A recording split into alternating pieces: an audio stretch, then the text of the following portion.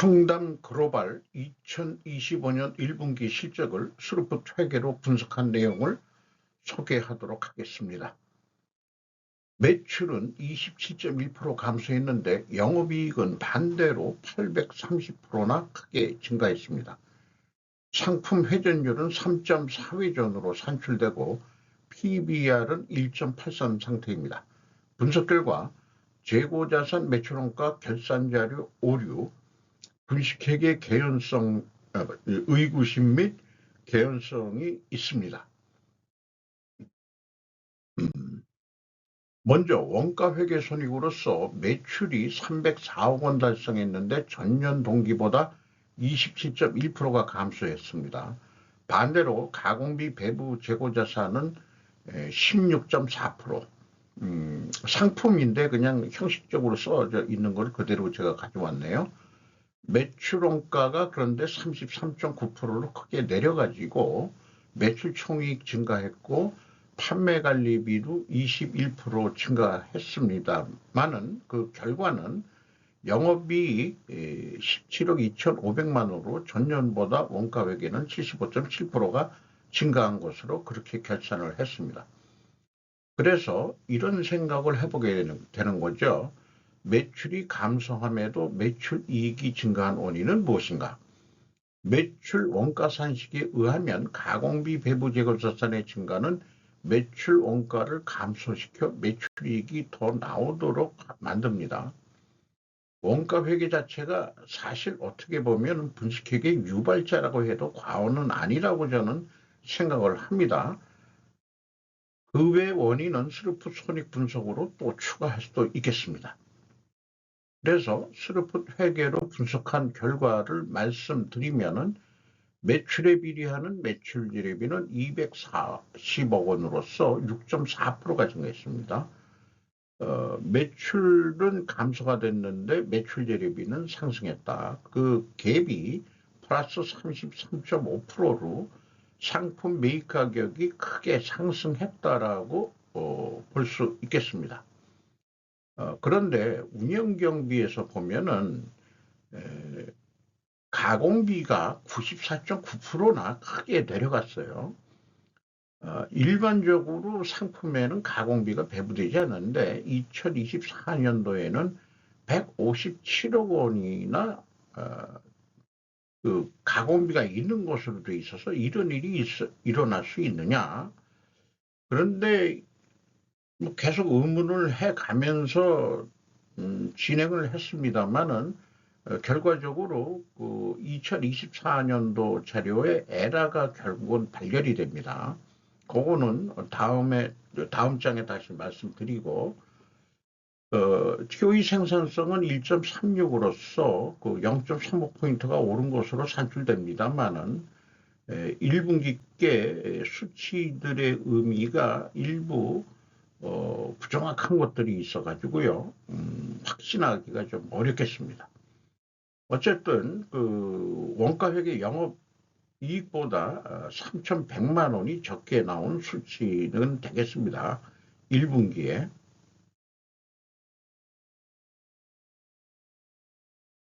그래서 재고자산을 보면 상품만 취급을 하고 있어요. 상품이 10억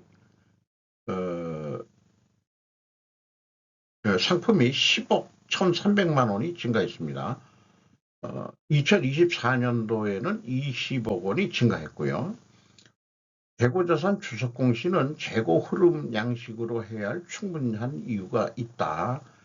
요 밑에 제가 다시 표현을 한 건데 상품이 얼마 매입을 했고 상품이 얼마 출고를 했는데 상품 평가 손실 환입액도 좀 여기에다 부기를 해주고 하계정 대체로 좀 써주고 그래서 출고계 그러면은 그 출고하는 데는 재고자산 평가손실 환입 이런 거에 그때 다 그 반영해서 넣을 거냐 이런 실무적인 얘기는 정하면 될 것입니다. 그냥 저기 취득 가격으로 쭉 했다가 평가손실은 한꺼번에 떨어도 합계를 할 때 그런 방식으로도 좀 하면 되겠죠. 예전역에 상품 같은 거 평가 손실 작업할 필요가 있나 싶어요. 재고 회전율이 높다고 한다면은. 그런데 비용의 성격적 분류 내용을 공시를 했는데 빨간 글씨로 한 게 전년도분인데 금액이 이렇게 차이가 날 수가 있느냐.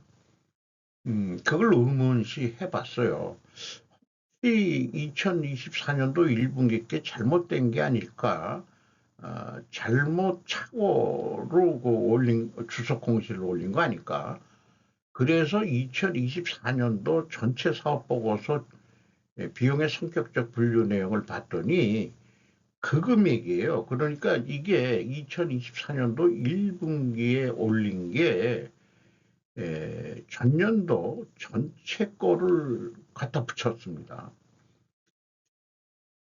이게 전에는 이 방식이 옆에 그 병행해서 공시하는 거로 돼 있는데 1분기 거 따로 그 전년도 거 따로 이렇게 또 그 밑으로 분리해서 하기 때문에 이런 착오가 일어났나 그런 생각을 해보게 됩니다.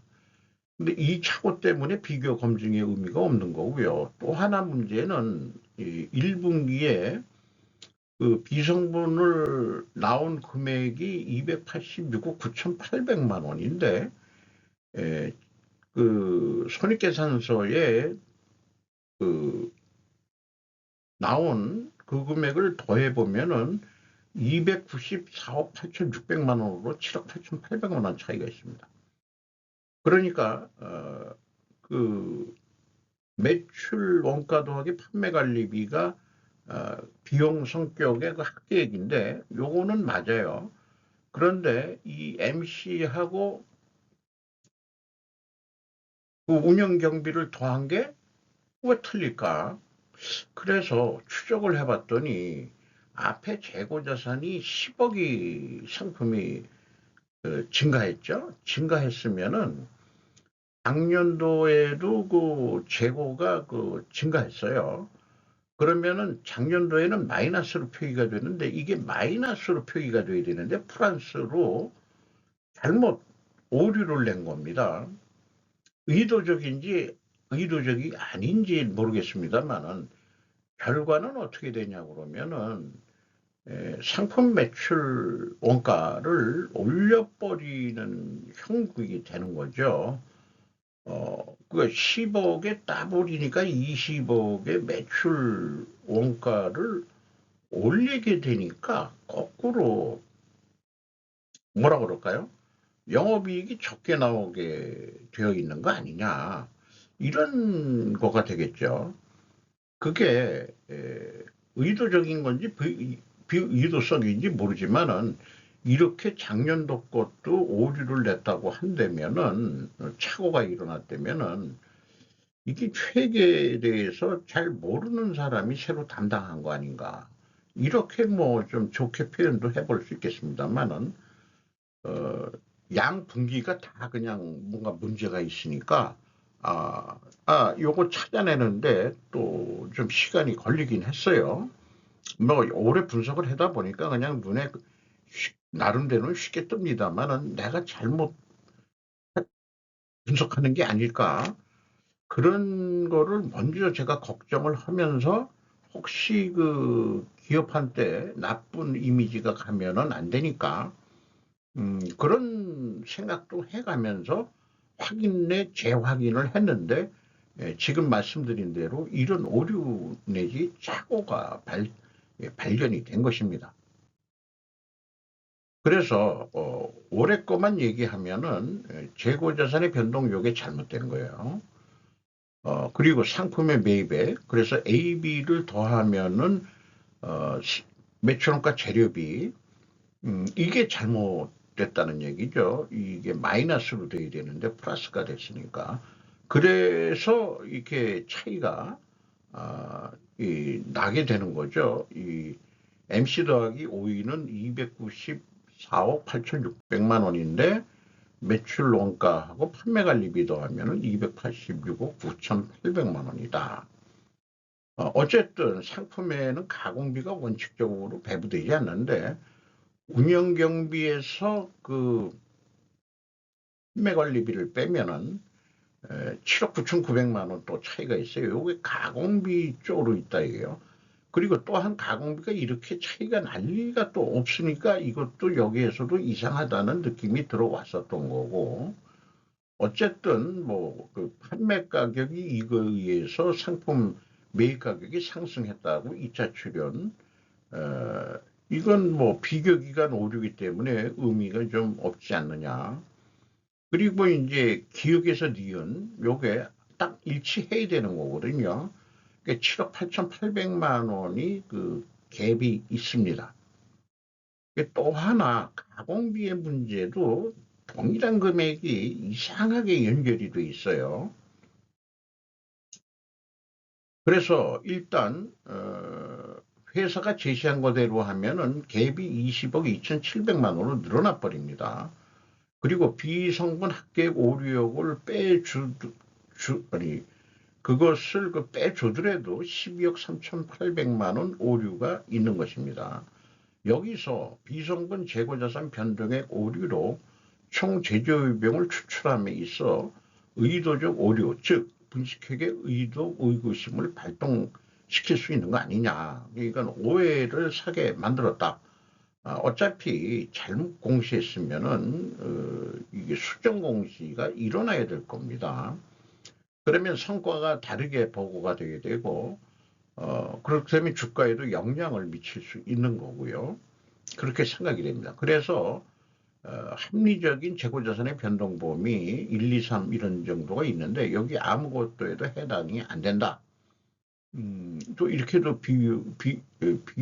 비유해서 얘기할 수 있겠습니다.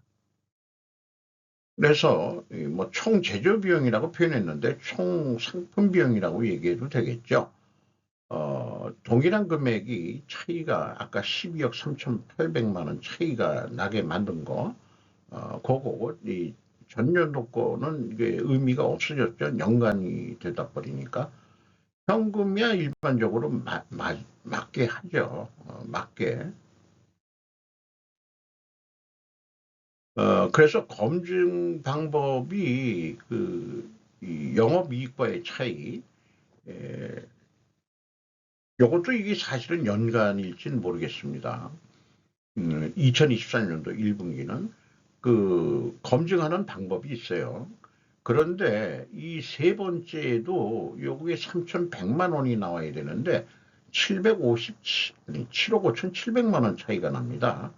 그 비성분 데이터에 의해서 계산한 매출원가 재료비하고 제가 스로 환산하는 매출 재료비하고 7억 5,700만 원인데 이게 합하면은 7억 9,900만 원의 차이가 있겠습니다. 이 금액이 작년도 이 갭하고 금액이 이상하게 일치를 해요. 우연의 일치인지 어떤지 모르지만은 이것이 그 가공 비율을 뭔가 잘못 넘겨온 거 아닌가. 아니, 가공비를 그렇게 또 우선 생각이 들어가고요. 뭐 제가 실무를 한 것이 아니고 분석하는 입장에서만 보는 거니까 자꾸 그 원인이 뭘까, 그 다음에 이 숫자가 어디서 온 거지, 이런 걸 자꾸 추적을 하게 됩니다. 어쨌든 벌써 한 3개 정도가 크게 차이가 있다는 거. 그리고 인건비가 5억 2,500만 원인데, 그러니까 이게 작년도는 비교할 수가 없죠. 그게 연간 데이터를 했기 때문에 4,100, 아니 41명 인원인데, 평균 임금이 5,120만 원. 그러니까 이런 데이터를 보더라도 이게 1분기 데이터가 뭐가 잘못됐구나 라고 느끼는 거죠. 그렇습니다. 병행평가지표로서 재고 회전율은 요거는 비교를 해도 되는 거예요. 2.3회전 하락했어요. 그리고 수급분율도 하락했습니다. 이렇게 동일 방향이면은 투명회계 가정을 일단 합니다. 핵심적인 것만 짚고 넘어가는 거로 하죠. 그래서 두 가지가 다 하락했기 때문에 회계 투명성 가정을 하는데 투명도 입증을 해야 되니까 원재료 가격, 그러니까 상품 매입 가격은 상승하고 판매 가격은 인하가 돼야 됩니다. 그리고 수량에 의한 재고 회전율로도 이 하락이 했어야 됩니다. 회전율이. 그게 증명이 될 수 있겠느냐? 매입 가격이 상승했는지 전혀 그럴 의도가 회사는 없습니다. 원재료 가격 추이라고 표현해 놓고 당사가 영위하고 있는 사업의 특성상 일반 제조업과 달리 원재료 매입을 통한 생산이 아닌 상품을 매입하여 판매하는 사업으로 생산 능력 및 생산 실적에 대한 산정은 어렵습니다. 웬 뚱딴지 같은 소리를 하는지 여기에 원재료 및 생산 설비라고 표현이 돼 있어도 자기네가 상품 유통업이라면은 이 금감원이 바람풍을 갖다가 바람풍이라고 얘기하더라도 내 상품 매입 가격을 공시하라는 얘기구나. 그렇게 알아들어야 되는 거 아니에요? 그게 상식 아니겠습니까? 요게 이제 그 합법주의나 그 법치주의를 떠드는 게 하도 유행이 돼가지고 상식이 안 통하는 사회. 법치주의의 그 잘못된 점은 상식이 아닌 게 통용이 되는 그런 사회를 만들어가고 있어요. 이 정치가 그따위다 보니까 경제도 요따위 식으로 발언들을 하는 거 아닌가. 이런 생각이 또 좀 들어갑니다. 그래서 지금까지 한 것을 다시 요약을 해보면은 1차에 상품 매입 가격 상승 출원을 했죠. 손익계산서상으로. 또 이성분 쪽에서도 상품 매입 가격 2차 출원을 했는데 물음표를 붙인 게 전년도 거하고 비교가 오류니까 이거는 확신할 수가 없고, 그래서 이런 오류는 것 때문에 추가로 개발된 게 상품 회전율하고 재고 회전율하고 수로픈율. 요거는 가공비가 배부돼요. 이거 상품은 가공비가 배부가 안 되니까 더 정확해야 되겠죠. 하락을 했고 수로픈율을 하락했으면은 장부 가격이 올라갔으니까 상품 매입 가격이 상승했고 판매 가격은 하락했겠다. 요렇게 우리가 추정을 하는 거죠. 그리고 그거를 제가 입증을 이제 안 해보려고 제가 시간을 많이 투자했는데 다른 그 회사 설명에도 얘기했지만 한 3년 몇 개월을 그걸 시간을 들여서 그게 좀 논리적으로 맞느냐, 원인 결과가 그 맞아 떨어지느냐 이런 쪽에 이제 매진을 했었는데 포레스트 검프처럼 러닝을 3년 동안 쭉 하다가 어느 날 갑자기 그냥 이거는 이제 이건 아니다. 우리나라 공식 수준에서는 대표 샘플로 나오는 원재료나 또 상품은 얘기해주는 회사는 거의 없고요. 또 판매 가격도 대표할 수도 있는 게 있겠지만은 원래는 다 가중 평균을 할 수 있어야 되는데 그럴 만한 충분한 데이터가 없어서 포기하기로 했습니다. 실제 회사를 감사를 해보기 전에는 알 방법이 없을 것 같아요. 그러니까 주식 투자하는 주주들은 너희들은 몰라도 돼 하고서 주주를 무시하는 그런 거 아니냐, 그런 생각도 들어가게 되는 거죠. EAT 세후 현금 순이익으로서 작년도 거는 그냥 넘어가고요. 손익계산서하고 대차대조표 상으로 의미가 있습니다. 어쨌든 EAT 세후 현금 순이익은 30억의 당기 순이익이 났고요. 그 다음에 두 번째 EMS 영업활동으로 유입된 돈은 7억 9,500만 원밖에 안 됩니다. 그리고 최종 23억 4,700만 원의 현금이 유출이 됐습니다. 거기에는 캐펙스 비유동자산에 20억 8,700만 원 투자한 금액이 그것 때문에 이것을 돈을 잃었다기보다도 유출이 됐다라고 인식할 수 있겠습니다. 잉여현금으로서 채권자가 1억 9,600만 원 더 추가 차입을 해줘가지고 이자 부채 레버리지율은 43.1%가 됐는데 투하자본이 좀 증가하는 바람에 그렇게 된 것 같습니다. 그리고 뭐 주주잉여현금 흐름이 4억 2,200만 원인데 이익배당액에 해당하겠습니다. 주가는 5,670원으로서 270원 연초보다 상승했고요. PBR은 1.83 상태입니다. 그리고 그 최대 주주는 최석주로 40.67% 지분을 가지고 있고 구상무 씨 6.13%, 김도영 씨가 9.65% 지분을 가지고 있습니다. 근데 이 최석주라는 CEO가 1988년생으로 기억을 하고 있습니다. 중국 어디 그 조선족 학교 출신이라고 되어 있는데, 조선족 출신이 한국에 들어와서 하고 있는데, 아마 대부분 들어와가지고 K-뷰티, 이런 거로 해서 화장품 장사를 하고 있는 것 같아요. 그렇게 지금 인식이 되고 있습니다. 이상 마치도록 하겠습니다.